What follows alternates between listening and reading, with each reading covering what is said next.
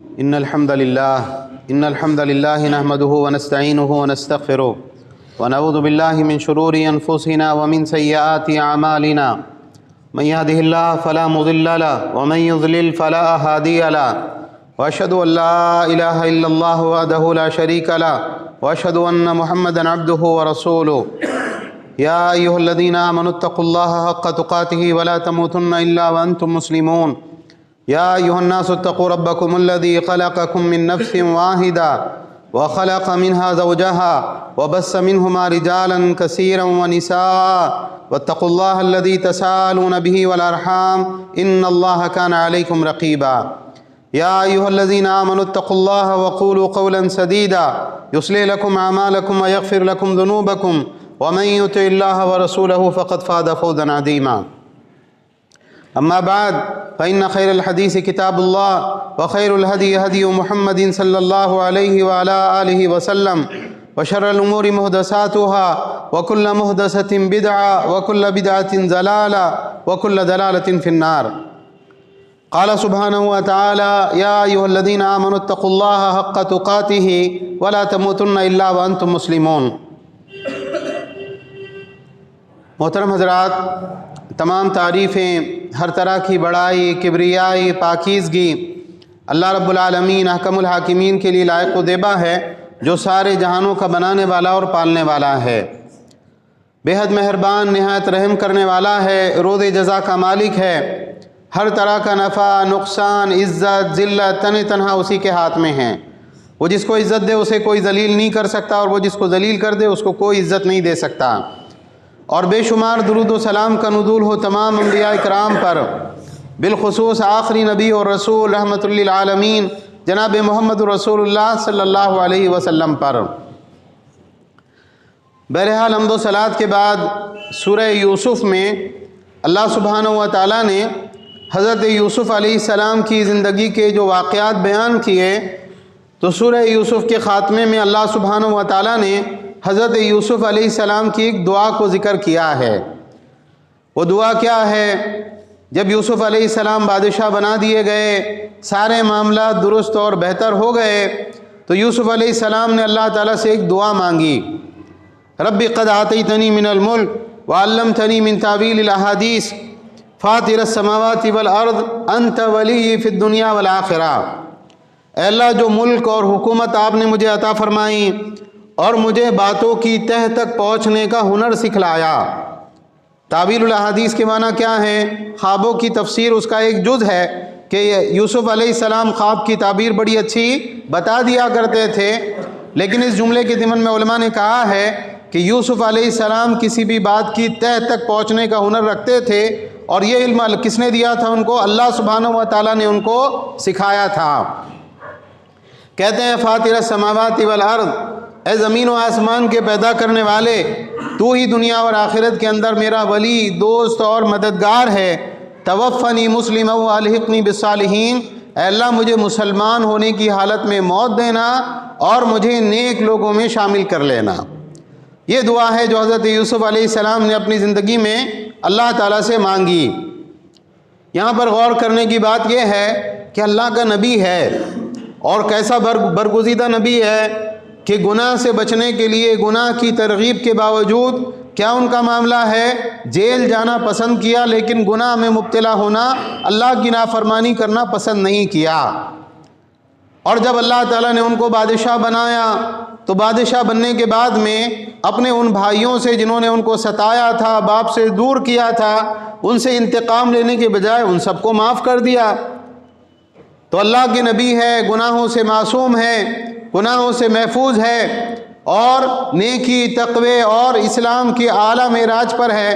لیکن مرتے مرتے اللہ تعالیٰ سے کیا دعا کرنے زندگی کے آخری ایام میں؟ اللہ اسلام کی حالت میں موت دینا، اور مرنے کے بعد میں مجھے نیک لوگوں میں شامل کر لینا. اس لیے کہ مرنا سب کو ہے، لیکن جیسے اسلام کے اوپر جینا اہم ہے، اس سے زیادہ اہم اور ضروری بات یہ ہے کہ جب ہم دنیا سے رخصت ہو تو ہم اسلام اور ایمان کی حالت میں دنیا سے رخصت ہو. اللہ تعالیٰ نے سورہ آل عمران کے اندر کیا فرمایا؟ اللہ کے نبی صلی اللہ علیہ وسلم خطبہ نکاح میں، خطبہ عید میں، خطبہ جمعہ میں یہ آیتیں بار بار کیوں پڑھتے تھے؟ اے ایمان والو اللہ سے ڈرو جیسا کہ اس سے ڈرنے کا حق ہے، اور تمہاری موت نہ آئے مگر یہ کہ تم مسلمان ہو۔ ہر مسلمان کو اپنے حسن خاتمہ کی فکر کرنا چاہیے۔ دنیا کی زندگی کب ختم ہو جائے اور کب آخری وقت آ جائے، جوانی میں آئے، بڑھاپے میں آئے، بیماری کی حالت میں آئے، صحت کی حالت میں آئے، کچھ بتا سکتے ہیں؟ کوئی وقت اس کا ایسا متعین نہیں ہے کہ صاحب ہم اس سے پہلے نہیں مریں گے، کوئی آدمی اس کی گارنٹی نہیں لے سکتا ہے۔ ہو سکتا ہے کہ جو یہ وقت چل رہا ہے ہم میں سے بہت سے لوگوں کا آخری وقت ہو۔ انسان حادثات میں وفات پا جاتا ہے، ہارٹ اٹیک کا شکار ہو جاتا ہے، بہت سی مرتبہ بلڈنگ پہ سے گر جاتا ہے، بہت سی مرتبہ کرنٹ لگنے کی وجہ سے وفات پا جاتا ہے، بہت سی مرتبہ بڑھاپے میں اللہ کے سامنے جاتا ہے، بہت سی مرتبہ جوانی میں اللہ کے حضور پہنچ جاتا ہے۔ تو جب ہماری عمر کا آخری مرحلہ ہوگا، پتہ نہیں کب ہوگا، اللہ ہی بہتر جانتے ہیں، یہ آخری مرحلہ ہمارا کیسا ہو؟ اللہ کی فرما برداری کے ساتھ ہو، اسلام کے ساتھ ہو، ایمان کے ساتھ ہو۔ ہر انسان کو یہ فکر کرنا چاہیے، اللہ نے ہمیں اس کا مکلف بنایا ہے، وَلَا تَمُوتُنَّ إِلَّا وَأَنْتُمْ مُسْلِمُونَ، دیکھو تمہاری موت نہ آئے مگر یہ کہ تم مسلمان ہو، اسلام کی حالت ہی میں مرنا، اللہ کی فرما برداری کی حالت ہی میں مرنا۔ دیکھیے شیطان ہر انسان کے پیچھے لگا ہوا ہے، اور شیطان کیا چاہتا ہے؟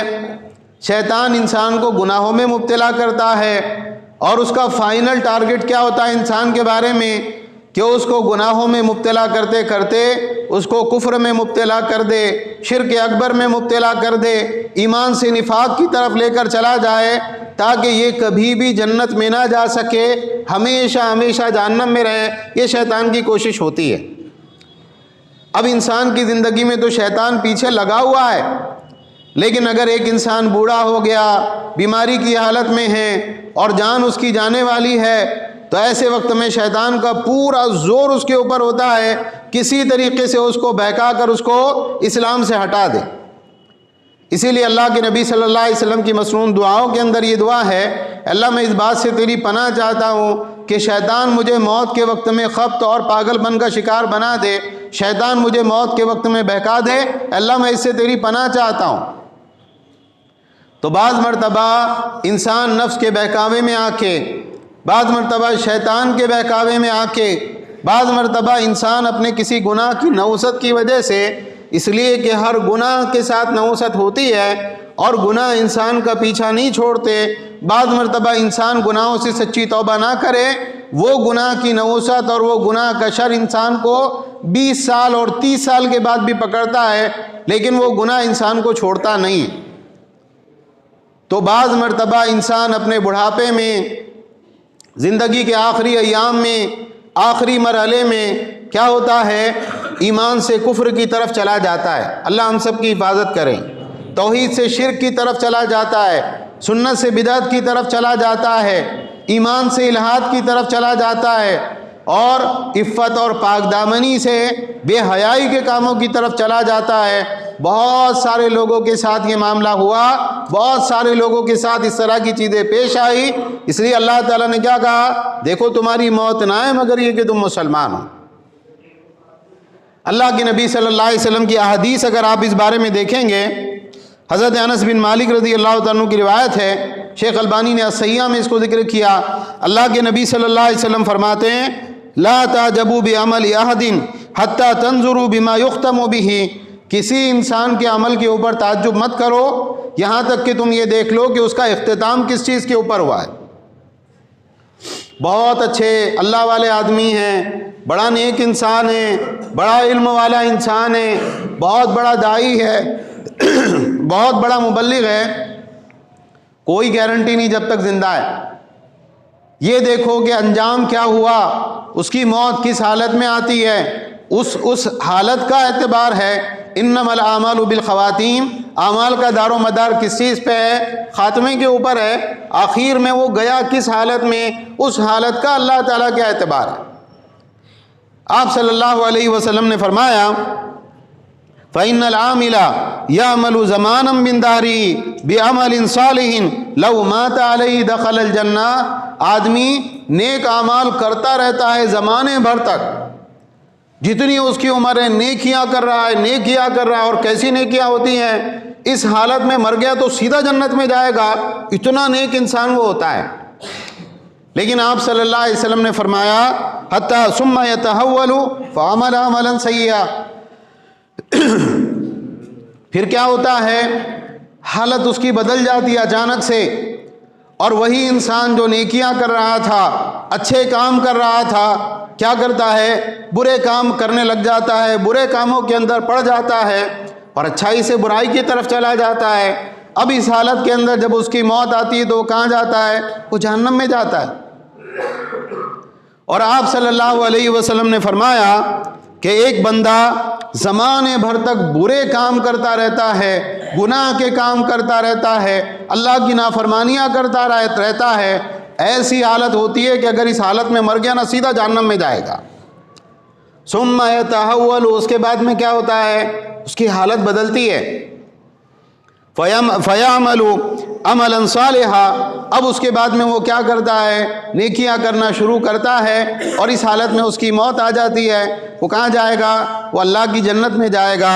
اللہ کے نبی صلی اللہ علیہ وسلم نے فرمایا جب اللہ تعالیٰ کسی بندے کے ساتھ خیر کا ارادہ کرتے ہیں، اس کو موت سے پہلے استعمال کر لیتے ہیں، عمل کی توفیق دے دیتے ہیں، فوفقہ لعمل صالح، اللہ اس کو نیک عمل کی توفیق دیتے ہیں، ثم یقبضہ علیہ، اور اس کے بعد اللہ تعالیٰ اس کو اٹھا لیتے ہیں۔ غور کرنے کی بات کیا ہے، اگر ہمارے یہاں ایسا ہوتا ہے ایک انسان بہت برا آدمی تھا اور وہ توبہ کر کے نیک بن گیا، نماز کے لیے آنا شروع کر دیا اور داڑھی رکھ لی اور نیکیاں کرنے لگا، تو ہم میں سے بہت سارے لوگ کیا بولتے ہیں، اچھا 900 چوہے کھا کے بلی حج کے لیے جا رہی ہے۔ ہم بعض مرتبہ انسان کی نیکیوں کو اس کا عیب بنا لیتے ہیں، بہت سی مرتبہ ہم اس کو اس طرح کے طعنے دیتے ہیں کہ آدمی بولتا ہے یار نیکیاں کر کے کوئی فائدہ نہیں ہے، اس لیے کہ لوگ میرا ماضی مجھ کو بھولنے نہیں دیں گے۔ اللہ کے نبی صلی اللہ علیہ وسلم کیا فرما رہے ہیں، اللہ تعالیٰ جس کے ساتھ خیر کا ارادہ کرتا ہے نا اس کو نیک اعمال کی توفیق دے دیتے ہیں، اور اس حالت میں اس کی موت آتی ہے، اس کا ماضی کیسے ہی گناہوں سے کیوں نہیں بھرا ہوا ہو، اگر اس حالت میں مر گیا اللہ تعالیٰ کے پاس خیر کے حالت میں جائے گا اور سیدھا جنت میں جائے گا۔ تو یہ حدیث ہے، اور دوسری احادیث ہے، یہ احادیث ہم کو اپنے بارے میں دھوکے میں پڑنے سے ہم کو محفوظ رکھتی ہے۔ ایک انسان کو کبھی اپنی نیکیوں کے اوپر غرور لاحق ہو، لوگ نمازیں نہیں پڑھتے، دیکھو میں 5 وقتہ نماز پڑھتا ہوں، بلکہ میں تو تہجد بھی پڑھتا ہوں، میں تو قرآن بھی پڑھتا ہوں، میں نے دین کی دعوت کا فلاں فلاں کام کیا ہے، اور میں نے اللہ کی راہ میں اتنے اتنے پیسے لگائے ہیں، اور فلاں مسجد بنائی ہے، فلاں مدرسہ بنایا ہے۔ ٹھیک ہے، آپ نے جو بھی کیا، انجام آیا کہ ابھی موت ہوئی آپ کی؟ نہیں ہوئی۔ کیا گارنٹی ہے کہ اسلام کے اوپر اور نیکیوں کے اوپر آپ جائیں گے؟ اگر حالت بدل گئی تو پھر کیا ہوگا؟ انسان نیکیاں کرنے کے بعد میں بھی اللہ سے ڈرے، یہ حدیث ہم کو سکھاتی ہے۔ اور یہ حدیث ہم کو سکھاتی ہے کہ کبھی بھی گناہگار سے گناہگار مسلمان کے بارے میں مایوس نہیں ہونا ہے، کتنا ہی برا کیوں نہ ہو، اللہ رب العالمین کی بارگاہ میں پلٹنے کا دروازہ، اللہ کی طرف رجوع کرنے کا دروازہ کبھی بند نہیں ہوتا۔ مرنے سے پہلے توبہ کر کے چلا گیا نا، اللہ اس کو معاف کر دیں گے اور یہ اللہ تعالیٰ کی جنت کا حقدار بن جائے گا۔ تو اگر ایک آدمی 20 30 40 50 سال تک گناہ کر چکا ہو تو ہم کہتے ہیں مایوس ہونے کی ضرورت نہیں، اب بھی توبہ کر لے، اللہ کی رحمت میں آ جا، اللہ تیرے ماضی کے پچھلے سارے گناہوں کو معاف کر دیں گے۔ لیکن انسان کو اپنے بارے میں ڈرنا چاہیے، اللہ تعالیٰ سے بہت ڈرنا چاہیے، اپنے اچھے انجام کی فکر کرنا چاہیے، اللہ سے دعائیں مانگنی چاہیے، برے کاموں سے دور رہنا چاہیے، اس لیے کہ موت جس حالت میں آئے گی اللہ کے سامنے اسی حالت میں پیشی ہوگی، اور اسی حالت میں اللہ تعالیٰ کا فیصلہ ہوگا۔ اب ہم بتا نہیں سکتے کہ موت کب آئے گی، ہم کسی گناہ میں اللہ کی نافرمانی میں مبتلا ہو، کوئی پوشیدہ خرابی ہمارے دل میں ہو، اور اس حالت میں ہم اللہ کے پاس چلے گئے تو پھر انجام برا ہوگا۔ اس لیے ایک انسان کو اپنی آخرت کے بارے میں اللہ سے بہت ڈرنا چاہیے۔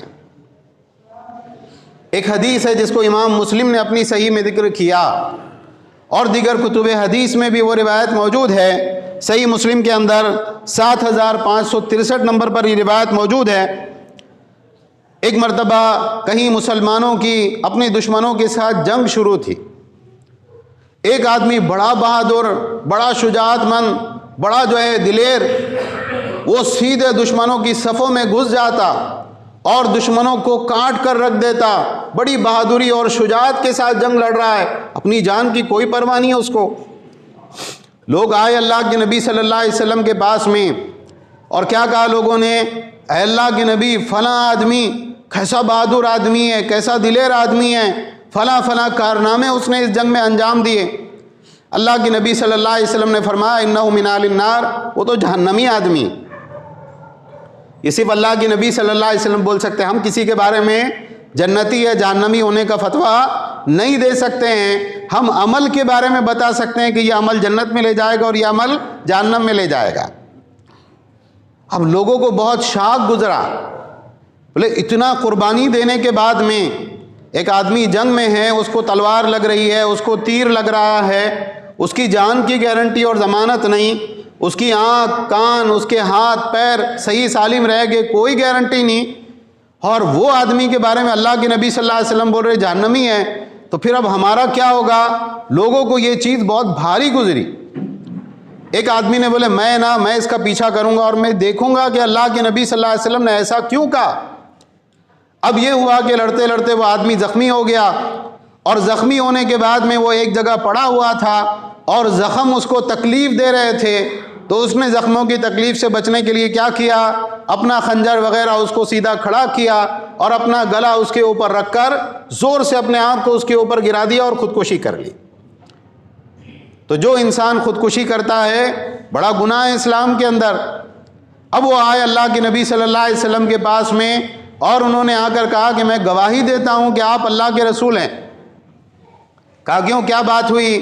کہ اللہ کے نبی فلاں آدمی کے بارے میں آپ نے کہا تھا کہ وہ جہنمی ہے، اور ہم لوگوں پر یہ بات بہت دشوار گزری تھی کہ اتنی قربانی دینے والا آدمی جہنمی، تو میں اس کے پیچھے پیچھے تھا یہاں تک کہ میں نے اس کا یہ حال دیکھا۔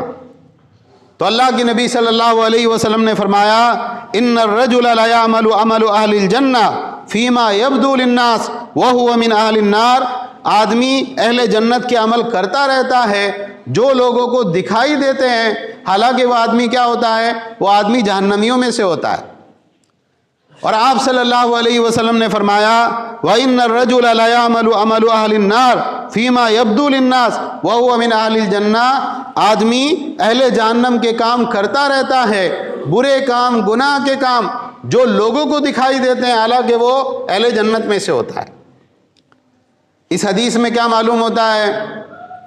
اس حدیث سے یہ بات معلوم ہوتی ہے وہ آدمی بڑا نیک دکھائی دے رہا تھا، بڑے کارنامے اس کے دکھائی دے رہے تھے، لیکن یہ کارنامے، یہ نیکیاں اور اس کے یہ اچھے کام کس اعتبار سے تھے؟ لوگوں کو دکھانے کے اعتبار سے، ریا اور دکھلاوے کے اعتبار سے۔ تو اس کی اس بہادری نے اس کو کوئی فائدہ نہیں دیا، اور اخیر میں اس کا انجام کیا ہوا؟ اخیر میں اس کا انجام جہنم ہوا۔ تو انسان ڈرے اللہ تعالیٰ سے، پتہ نہیں میرا انجام، میری موت کس حالت میں ہونے والی ہے۔ انسان کو اپنے حسن خاتمہ کی فکر کرنا چاہیے کہ جب مجھ کو موت آئے اور اللہ تعالیٰ کی طرف سے بلانے والا مجھ کو بلانے کے لیے آئے تو مجھے اچھی موت آئے، حسن خاتمہ مجھ کو نصیب ہو، میرا انجام اچھا ہو، اسلام اور ایمان کی حالت میں میں دنیا سے جاؤں، اس بات کی فکر ہم کو کرنا چاہیے۔ اچھا، یہ حسن انجام کیا ہوتا ہے؟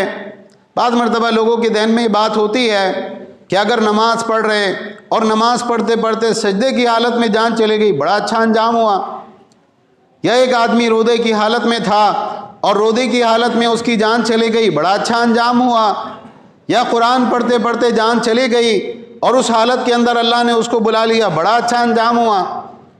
ٹھیک ہے، ظاہری طور پر یہ بڑا انجام ہے، بڑا اچھا انجام ہے، لیکن یہ بات یاد رکھنی چاہیے کہ اللہ کے نبی صلی اللہ علیہ وسلم ہیں، حضرت ابو بکر رضی اللہ تعالیٰ عنہ ہیں، حضرت خالد بن ولید رضی اللہ تعالیٰ عنہ ہیں، ان کا آخری وقت جو ہے، ان کی موت کا جو معاملہ ہے کیسے ہے؟ اپنے گھر میں اپنے بستر پر، ٹھیک ہے، اللہ کو یاد کر رہے تھے، اللہ کے نبی صلی اللہ علیہ وسلم آخری وقت تک اللہ کا ذکر کر رہے تھے، لیکن نہ نماز کی حالت میں تھے، نہ سجدے کی حالت میں تھے، نہ جہاد کے میدان میں تھے، نہ مسجد نبوی یا حرم کے اندر تھے، اپنے گھر میں اپنے بستر پر اپنی بیوی کے پاس میں جان چلی گئی۔ اصل چیز یہ ہے، اصل اچھا انجام یہ ہے کہ ایک انسان کو اللہ تعالیٰ اس کے گناہوں سے توبہ کی توفیق دے۔ آدمی مرنے سے پہلے اپنے گناہوں سے، اپنے ماضی کے گناہوں سے پیچھا چھڑائے، اللہ سے توبہ کرے۔ لوگوں کے حقوق اگر اس کے ذمہ ہیں تو وہ ان کے حقوق ادا کرے، یا جس کے حق ادا کرنے سے معذور ہو اس سے معافی مانگ کے اسے اپنا جو ہے معاملہ صاف کرے۔ اچھا انجام یہ ہے کہ آخری وقت تک آپ کا عقیدہ صحیح سالم ہو، آپ کے عقیدے میں نہ شرک ہو، نہ کفر ہو، نہ نفاق ہو، نہ بدعت کا شائبہ ہو، یہ اچھا انجام ہے۔ اس حالت میں اگر آپ کی موت آتی ہے تو چاہے بیماری کی حالت میں آپ اپنے گھر میں رخصت ہو جائیں، آپ کا انجام بڑا اچھا ہے۔ دیکھیے، اچھے انجام کے تعلق سے علماء نے بعض چیزیں ذکر کی ہے، ہمارے پاس اتنا وقت نہیں، بہت اختصار کے ساتھ کچھ باتیں انشاءاللہ آپ حضرات کے سامنے رکھنی ہیں۔ یہ جو سورہ آل عمران کی آیت میں نے آپ کے سامنے پڑھی، جس میں اللہ تعالیٰ نے فرمایا اتقوا اللہ حق تقاتہ ولا تموتن الا وانتم مسلمون، اے ایمان والو اللہ سے ڈرو جیسا کہ اس سے ڈرنے کا حق ہے، اور تمہاری موت نہ آئے مگر یہ کہ تم مسلمان ہو۔ پہلا حکم اللہ تعالیٰ نے یہ دیا ہے کہ ہم زندگی میں اللہ سے ڈرنے والے بنیں۔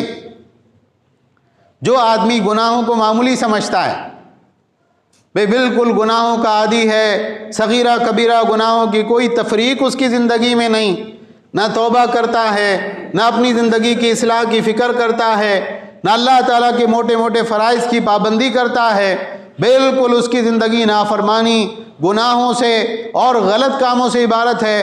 ضروری نہیں ہے کہ اس کا انجام اچھا ہو سکتا ہے کہ اس کے گناہ اس کو کفر اور شرک کی طرف لے جائیں، اور وہ اس حالت میں اللہ کے پاس جائے کہ وہ دنیا ہی کے اندر اپنے ایمان کو ضائع کر چکا ہو، وہ کفر اور شرک کی حالت میں اللہ سے ملے۔ جو انسان یہ چاہتا ہے کہ اس کا انجام اچھا ہو، اس کو اپنے گناہوں سے بچنا چاہیے، اللہ کے لیے گناہوں کو چھوڑ دینا چاہیے۔ تو اللہ سے ڈرو جیسا کہ اس سے ڈرنے کا حق ہے۔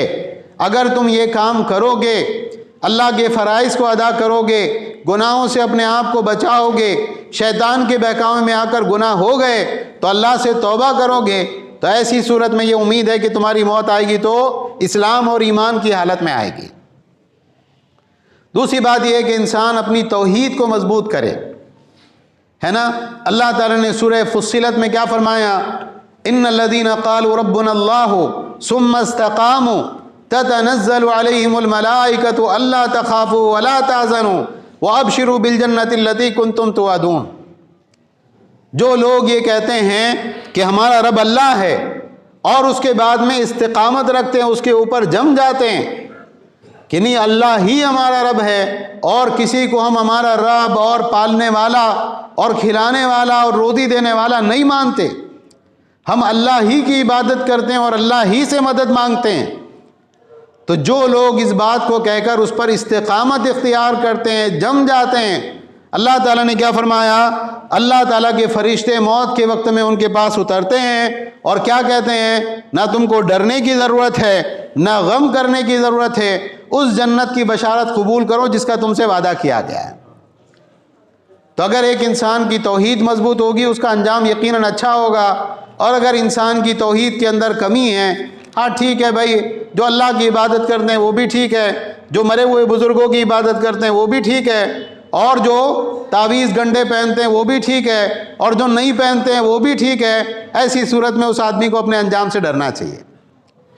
اسی طرح سے آپ دیکھیں کہ جب ایک انسان کی نیت اچھی ہونا تو اللہ تعالیٰ اس کے حسن نیت کی وجہ سے بھی اس کو اچھا انجام اور اچھی موت عطا فرما دیتے ہیں۔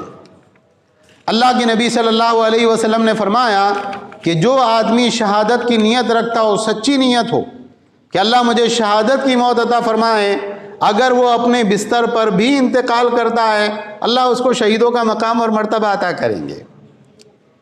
شداد ابن عاد کی روایت ہے، امام حاکم نے اس کو المستدرک میں ذکر کیا ہے، اللہ کے نبی صلی اللہ علیہ وسلم کے پاس میں ایک دیہاتی صحابی آئے کہ اللہ کے نبی میں آپ پر ایمان لاتا ہوں.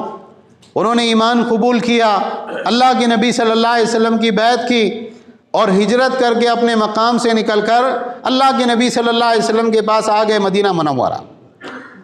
اب کوئی جنگ کا موقع تھا، جنگ ہوئی، اور جنگ ہونے کے بعد میں جو مال غنیمت تقسیم ہوا تو اللہ کے نبی صلی اللہ علیہ وسلم نے ان کا بھی حصہ لگایا کہ جاؤ جا کے ان کو دے کر آؤ. اب جب لوگ دینے کے لیے ان کے پاس میں پہنچے تو انہوں نے کہا یہ کیا ہے؟ کہا یہ اللہ کے نبی صلی اللہ علیہ وسلم نے تم کو بھیجا ہے. کہا میں اس کے لیے تھوڑی مسلمان ہوا ہوں، یہ واپس کر دو. کہا تم خود ہی جا کر اللہ کے نبی صلی اللہ علیہ وسلم سے بات کر لو. اب یہ آئے اللہ کے نبی صلی اللہ علیہ وسلم کے پاس میں اور کہا اللہ کے نبی میں اس کے لیے مسلمان نہیں ہوا، میں تو اس لیے مسلمان ہوا ہوں کہ میرے گلے پہ تیر لگے یہاں پر اور میں شہید ہو جاؤں اور اس کے بعد اللہ تعالیٰ کے بعد جنت میں چلا جاؤں، اس کے لیے مسلمان ہو کہ میں آپ کے پاس آیا ہوں. اللہ کے نبی صلی اللہ علیہ وسلم نے فرمایا کہ ٹھیک ہے، اگر تم سچ بول رہے ہو تو اللہ تمہاری سچائی ثابت کر دے گا. اس کے بعد یہ ہوا کہ وہ جنگ دوبارہ بھڑکی اور اس کے بعد میں لوگ دوبارہ لڑنے کے لیے گئے اور چند ساعتوں کے بعد صحابہ ان کو اٹھا کے لائے، ان کے گلے میں اسی مقام کے اوپر تیر لگا ہوا تھا. تو اللہ کے نبی صلی اللہ علیہ وسلم نے صحابہ سے پوچھا ہوا یہ وہی آدمی ہے جو ابھی بات کر کے گیا تھا؟ صحابہ نے کہا اللہ کے نبی وہی آدمی ہے. تو اللہ کے نبی صلی اللہ علیہ وسلم نے فرمایا صدق اللہ فصدقہ، اس نے اللہ سے سچ بولا، اللہ نے اس کو سچا کر دکھایا.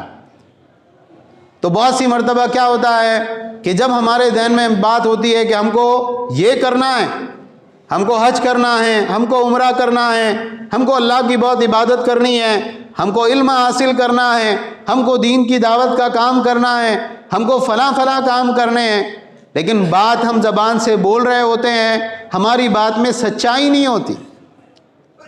سچائی سے ہم بات کریں، حسن نیت کے ساتھ، اور اس کے لیے بھرپور کوشش کریں، وہ کام کریں جو کرنا چاہیے، تو یاد رکھیں کہ اللہ تعالیٰ انسان کی نیت کو ایسے سچ کر دکھاتا ہے کہ ساری دنیا دیکھتی ہے کہ اس نے یہ بات کہی تھی، دیکھو اس کا انجام اسی انداز میں ہوا ہے. حضرت عمر رضی اللہ تعالیٰ عنہ جب آخری عمر کو پہنچے تو انہوں نے کیا دعا مانگی؟ اللہم ارزقنی شہادتاً فی سبیلک واجعل موتی فی بلد رسولک. اے اللہ مجھے تیری راہ میں شہادت عطا فرما اور تیرے نبی صلی اللہ علیہ وسلم کے شہر میں قبر نصیب فرما. تو حضرت حفصہ رضی اللہ تعالیٰ عنہ نے غالباً کہا کہ امیر المومنین شہادت کے لیے تو سرحدوں پہ جانا پڑے گا، مدینہ میں تو سارے لوگ مسلمان ہیں، یہاں آپ کو شہادت کہاں سے ملے گی؟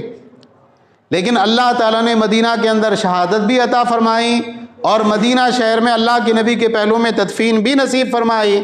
یہ اس سچی دعا کا اثر تھا کہ جو بات کر رہے تھے دل کے اندر بھی وہی بات تھی. اسی طرح سے آپ ایک بات کو یاد رکھیں کہ جماعت کے ساتھ نماز پڑھنے کا اہتمام یہ حسن خاتمہ کے لیے بہت ضروری ہے. اگر آپ یہ چاہتے ہیں کہ آپ کی موت ایمان کی حالت میں ہو، اسلام کی حالت میں ہو، تو آپ کو یہ کرنا ہے کہ 5 وقت کی نمازیں جماعت کے ساتھ مسجد میں پڑھنی ہیں.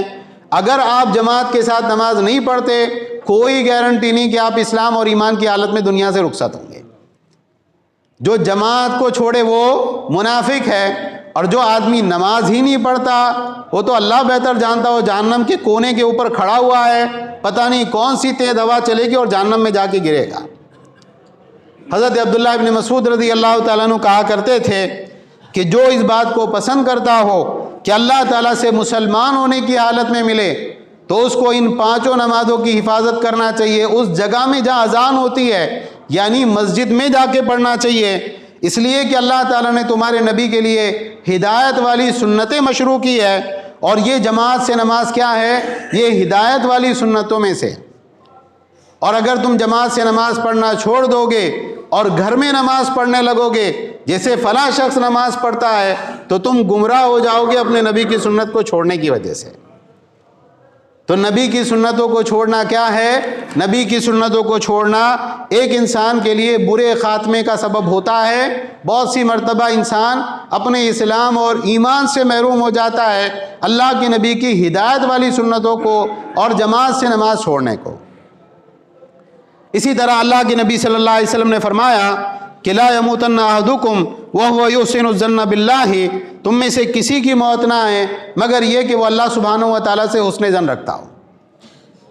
کوئی مصیبت اور تکلیف آئے، انسان یہ سوچے میرے اپنے گناہ ایسے ہیں جس کی وجہ سے یہ تکلیف آئی۔ انسان توبہ کرے تو اللہ سے امید رکھے کہ جب میں توبہ کر رہا ہوں اللہ ضرور میری توبہ قبول کرے گا، وہ تو رحمان اور رحیم ہے۔ جب دعا مانگے تو یہ اللہ تعالیٰ سے امید رکھے کہ اللہ میری دعا ضرور قبول کرے گا، کیوں؟ وہ دعاؤں کو سننے والا ہے۔ انسان کے ساتھ جو بھی معاملات ہو، ہر معاملے کو اپنے لیے خیر سمجھے کہ یقیناً اس میں میری کوئی نہ کوئی مصلحت ہوگی، اس بنیاد پر اللہ نے مجھ کو یہ چیز عطا کی، اور جو اللہ کی نعمت ہے اس پہ اللہ کا شکر کرنے والا بنے، تو جو حسن ظن رکھتا ہے پھر اللہ تعالیٰ اس کو حسن خاتمہ بھی نصیب فرماتا ہے۔ بہت ضروری ہے کہ ہم اپنے انجام کی فکر کریں۔ دیکھیے یہ جو دور چل رہا ہے، کتنے ہمارے ساتھی، ہمارے بھائی جو ہمارے ساتھ نماز پڑھتے تھے، ہمارے ساتھ مسجد میں آتے تھے، ہمارے ساتھ اٹھتے بیٹھتے تھے، ہمارے ساتھ بات چیت کرتے تھے، سب اللہ تعالیٰ کے پاس میں چلے گئے۔ ہم نے بھی جانا ہے۔ ایک انسان اپنے 24 گھنٹے کی مشغولیت ہے، اس میں یہ دیکھے کہ وہ کتنا وقت اللہ کی یاد میں صرف کرتا ہے اور کتنا وقت گناہوں میں صرف کرتا ہے۔ اگر اللہ کی یاد کرنے کے لیے آپ کے پاس 10-5 منٹ ہے اور گناہوں کے لیے کئی گھنٹے ہیں، تو یہ بہت ممکن ہے کہ آپ کی موت اس حالت میں آئے گی کہ آپ کسی نہ کسی گناہ میں مشغول ہوگے اور اسی حالت میں آپ اللہ کے پاس چلے جاؤ گے۔ اللہ سے ڈریں، اپنے خاتمے کی فکر کریں۔ دنیا تیزی کے ساتھ ختم ہو رہی ہے، اللہ تعالیٰ کی طرف ہم روز بروز بڑھ رہے ہیں۔ اگر ہم اس کی فکر کریں گے تو یقیناً ہمارا انجام اچھا ہوگا، اور اگر ہم نے بے فکری اور غفلت میں زندگی گزاری تو یقیناً یہ چیز ہمارے لیے نقصان دہ ہے۔ اللہ تعالیٰ ہم سب کو کہنے سننے سے زیادہ عمل کی توفیق عطا فرمائیں۔ ساری دنیا کے مسلمانوں کو اللہ تعالیٰ پریشانیوں سے نجات دے، جو غم اور فکریں ہیں اللہ تعالیٰ اس سے نجات عطا فرمائیں۔ جو مسلمان کافروں کی قید میں اللہ ان کو رہائی عطا فرما، جو مسلمان پریشان حال ہے اللہ ان کی پریشانیوں کو دور فرما، جو بیمار ہیں اللہ ان کو شفائے کاملہ عاجلہ عطا فرما، جو گزر چکے اللہ ان کی قبروں کو نور سے بھر دے، عذاب قبر سے ان کی حفاظت فرما، اللہ ان کی کامل اور مکمل مغفرت فرما۔ جو بے روزگار ہیں اللہ ان کو حلال طیب روزگار عطا فرما، جو بھی نکاحیں ہیں اللہ ان کو مناسب جوڑا عطا فرما، جو بے اولاد ہیں اللہ ان کو نیک صالح اولاد عطا فرما۔ اللہ دنیا اور آخرت کی فکروں میں تو ہمارے لیے کافی ہو جا، 5 وقتہ نمازوں کی پابندی کی توفیق عطا فرما، حج کی اور حرمین شریفین کی زیارت کی سعادت نصیب فرما۔ اے اللہ ہم سب کو نیک اعمال کرنے کی توفیق عطا فرما، کفر سے، شرک سے، نفاق سے، گناہوں سے اللہ ہم سب کی حفاظت فرما۔ جب تک زندہ رکھ اسلام اور ایمان پر زندہ رکھ، اور اسلام اور ایمان ہی کی حالت میں ہم کو وفات عطا فرما۔ آمین۔ وآخر دعوانا ان الحمد للہ رب العالمین۔